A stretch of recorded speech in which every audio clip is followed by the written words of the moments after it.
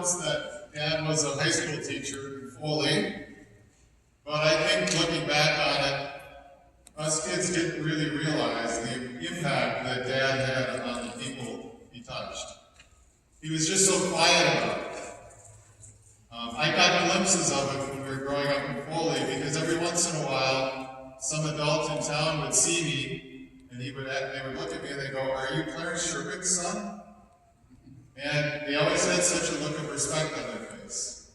They wanted to tell me that their kid had him for a teacher and what a big impact he had on their lives, how he helped them in their class.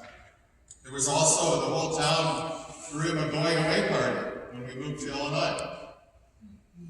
When we moved back to, or when they moved to Apple Valley, when Mom and Dad did, Dad went back to tutoring. And even though he was retired, he worked very, very hard. I mean, I told him, "Dad, you work more hours than I do." But he said there are just so many kids that need help. And he wanted to help every single one of them. He would talk with me endlessly about a particular kid and the potential that he saw in them and how he was trying to help them develop that potential. But the level of respect that he had went far beyond the people that he taught or tutored. I think everybody who knew Dad was impressed with his honest, caring attitude and his desire to help others, especially kids. He rarely had a harsh word for anyone. He was a simple, hard-working person who took everyone at face value.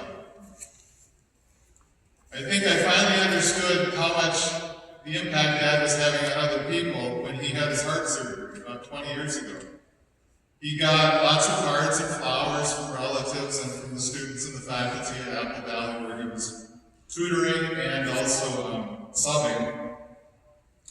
And there was one card that he got that really drove it home for me, because someone had sent him the card and written inside, "It's nice to know that they can fix such a kind heart." And I thought that was really special, and I think I finally realized the far-reaching impact that Dad has on me. So in 2013, we did something that was really fun. We held an 80th birthday party for Dad and his twin brother, Eddie. Actually, we were very surprised that Dad wanted to do that. He never wanted to be the center of attention or have anything be about him. But he agreed to do it, so we thought, great. And we invited a bunch of people, or we invited everybody from both sides of the family, and I bet we had 200 people there. It was huge. We asked everybody to bring us stories about Dad. And we were hoping for some embarrassing or funny stories, and we didn't get any of them. All the stories we got were full of admiration and respect. And as we went around the room and everybody was telling their stories, it was a common theme that everyone was talking about how he tutored them in math, or he taught them in math, because it wasn't just our cousins.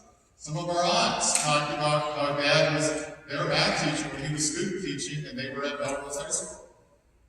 So at one point I just stopped the ceremony and I said, maybe I should do it. I'll do it right now. The same thing I asked that day. How many of you here had yourself or a family member who Dad either tutored or taught in math? Raise your hands. It just showed, that day we must have had 100 people raising hands. So it just shows the impact that he had just on his own extended family. So finally, I'll just repeat what I said that day to him when he was sitting there with us. I said that when I was young, I was pretty quiet and I wasn't really very sure of myself. I didn't know quite how to become the person I wanted to be. I was in desperate need of a role model. Well, fortunately, I didn't have to look any farther than the other side of the dinner table. So for 60 years, Dad was my role model, my teacher, my hero, my coach, my mentor, my friend, my harshest critic, and my #1 fan. So like the many other people whose lives Dad touched, I wouldn't be the person I am today without him.